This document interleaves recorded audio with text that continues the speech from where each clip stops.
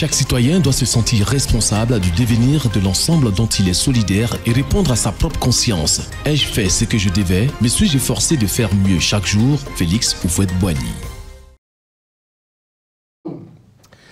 La semaine dernière, vous vous en souvenez, nous avons commencé à parler du sport et de ses vertus pour la vie citoyenne.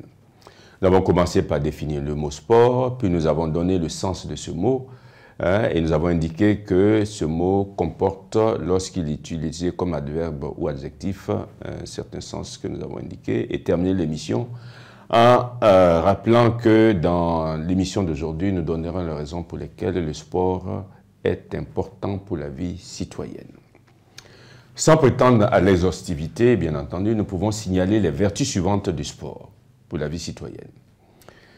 Premièrement, le sport cultive la dignité et l'harmonie du corps humain. Il en développe la santé, la vigueur, l'agilité et la grâce. Deuxièmement, le sport pratiqué avec modération et continuité fortifie le corps, le rend sain, frais et dispos. Troisièmement, le sport constitue un antidote efficace contre la mollesse et la vie facile qui rendent tant de vies stériles du point de vue de la conscience citoyenne. Quatrièmement, le sport éveille le sens de l'ordre. Il forme à l'examen et à la maîtrise de soi, si nécessaire à l'équilibre de la vie sociale. Cinquièmement, le sport forme au courage, à la résistance à la douleur, ainsi qu'à la tempérance qui modère les appétits sensitifs et la course effrénée et avec tous les moyens aux honneurs et à la richesse.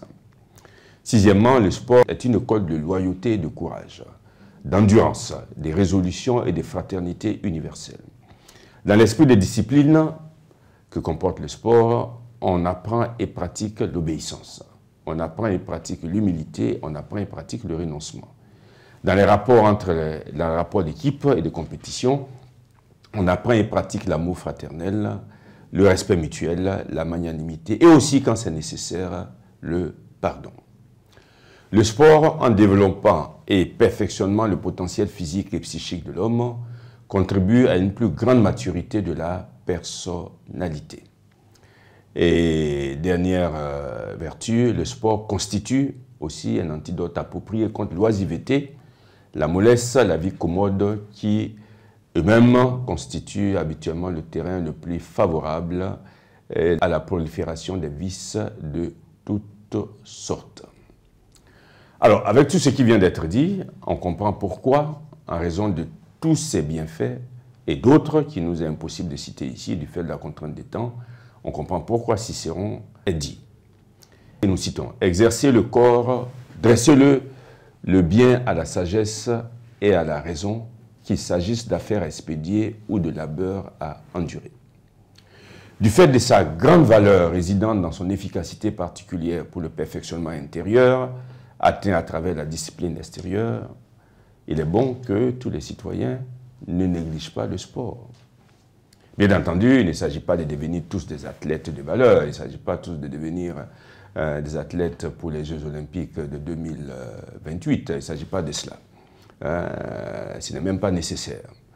Il s'agit en fonction de son âge, de ses capacités, de ne pas négliger cette culture physique qui contribue à endiguer la déshumanisation de la vie, qui contribue à donner à la société l'aspect d'une communauté meilleure, plus honnête et plus solidaire. On dit d'ailleurs, vous le savez tous, un esprit sain dans un corps sain. Et le sport permet de garder au corps cette vigueur et cette disposition accrue pour le bien.